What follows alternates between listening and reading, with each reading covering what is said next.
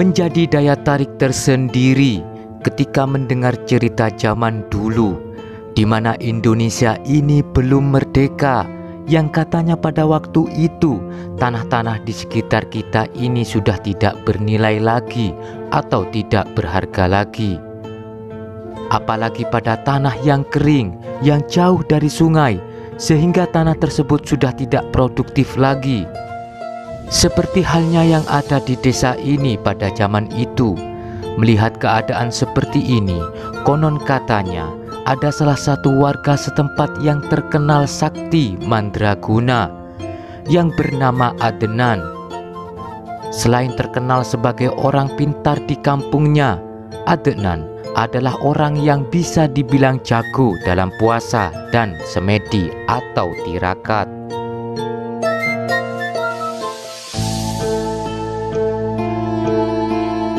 Setiap hari, bahkan siang dan malam, si Adenan duduk bersilah di sebuah batu menghadap Sang Maha Pencipta, memohon agar supaya desanya subur dan makmur. Berbulan-bulan proses tirakat dilakukannya, sampai suatu ketika Tuhan mengabulkan permohonan si Adenan, yaitu munculnya secara tiba-tiba sumber mata air tepat di depannya. Rasa kaget, panik, dan ketakutan berkecamuk dalam hatinya, sembari berucap rasa syukur, berterima kasih kepada Tuhan yang Maha Pengasih lagi Maha Penyayang, yang telah mengabulkan atas apa yang menjadi permohonannya. Ditataplah sumber mata air tersebut secara terus-menerus, dan perubahan-perubahan pun terjadi. Bagaimana tidak, selain tanah di depannya mengeluarkan air yang sangat jernih, ternyata dari pinggiran bibir tanah sekitarnya secara tiba-tiba semakin melebar, yang akhirnya membentuk sebuah sendang atau kolam kecil dipenuhi air jernih menyegarkan, yang sampai saat ini kolam tersebut menjadi berkah bagi masyarakat di sekitar ini.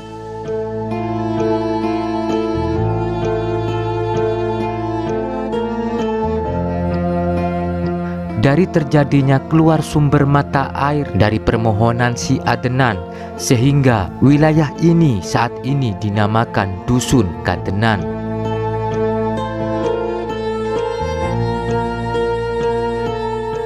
Berada di Desa Wodgalih, Kecamatan Nguling, Kabupaten Pasuruan. Menurut warga, batu inilah dulunya yang menjadi tempat duduk dari seorang Adenan yang melakukan tirakat berbulan-bulan.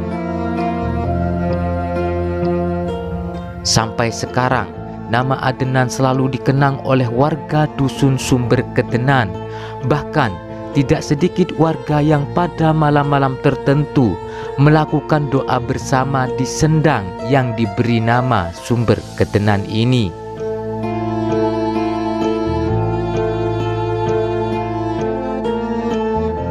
Keadaan sumber saat ini sudah mulai terawat sangat baik, yang mana di setiap sisinya dibangun tembok agar supaya tanah di sekitarnya tidak longsor.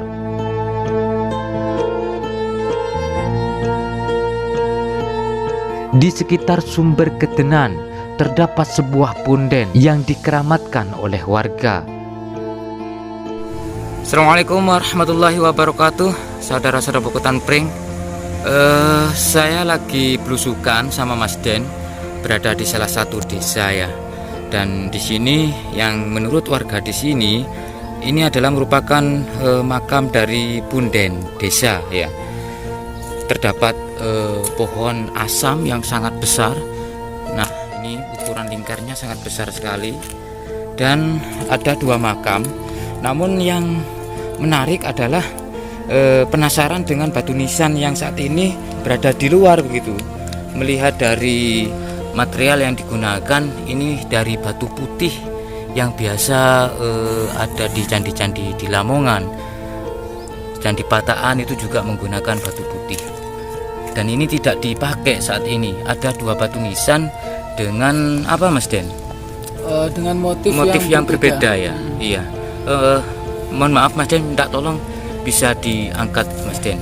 untuk yang di bawah kan belum tahu nih motifnya seperti apa. Ya ini Mas Den ya. Ya, kalau dari saya pribadi ini Kang Eko lebih ke laki-laki gitu. Dari segi motif ya.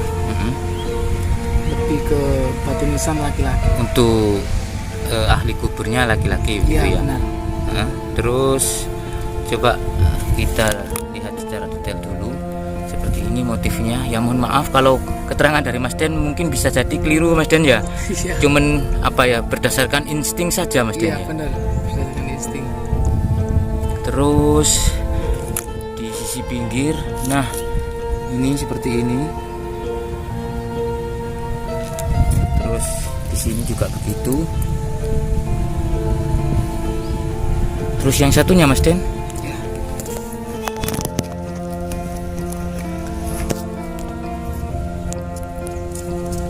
Beda Mas Den ya. Beda.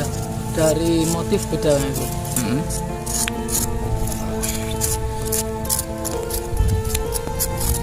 Iya beda sekali.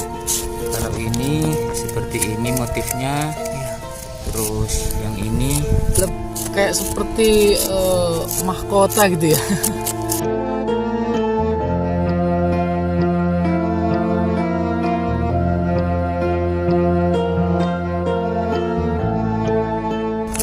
iya seperti ada apa ya, di sini ada tambahan Lebih lebar ornamen gitu. gitu ya.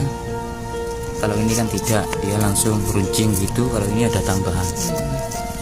Ya yang jelas ini berbeda jenis kelamin Mas Den. Iya benar. Kalau menurut insting Mas Den ini yang perempuan. Ini ya yang perempuan. Oke. Dan kenapa ini ditaruh di luar gitu loh? Apakah ini memang dulunya ya? Apakah ya, pertanyaan ini ya? Apakah ini dulunya batu nisan ini dari dua makam ini? Ketika ini sudah diperbaiki di keramik juga, batu nisan yang kuno malah tidak dipakai gitu loh. Kurang tahu juga. Atau ini memang batu nisan yang sudah berada di luar, keadaannya memang dari dulu seperti ini. Oke. Di sisi sini apakah sama Mas Den?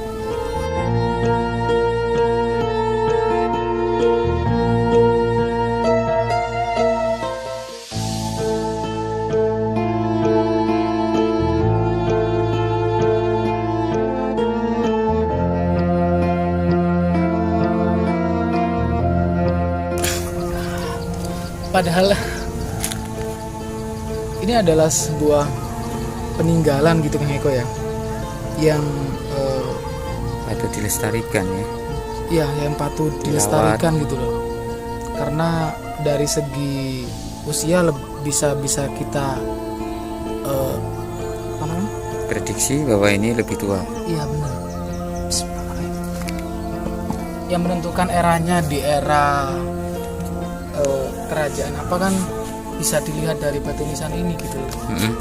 Atau di masa era kerajaan apa, atau mungkin sesudahnya, nggak tahu juga. Yang jelas ada keturunan darah biru sebetulnya ya. Iya. Kayaknya seperti itu. Oke. Aura mistis yang berada di tempat ini gitu Kang Eko. Dari sosok penjaga di sini ada dua makhluk penjaga. Yang satu berwujud macan, terus yang dua berwujud ular. Itu yang dominan sering dia berada di tempat ini gitu Kang Eko. Dan juga segi ilmu ya, ilmu lebih seperti pendekar gitu Kang Eko. Jawara. Ya, seperti jawara. Saudara Bengkotan Pring, konon di sini ada sebuah cerita di mana ada masyarakat sini yang menemukan yang bertapa dan mendapatkan sebuah pusaka. Ada pusaka yang bernama Usi Kuning, dan yang kedua ada pusaka seperti tombak gitu ya, kegunaannya untuk mencegah dari orang-orang yang berniat jahat gitu. Tetap bersama dengan kami saudara Bokotan Pring, tinggalkan perselisihan, sambung persaudaraan. Wassalamualaikum warahmatullahi wabarakatuh. Rahayu.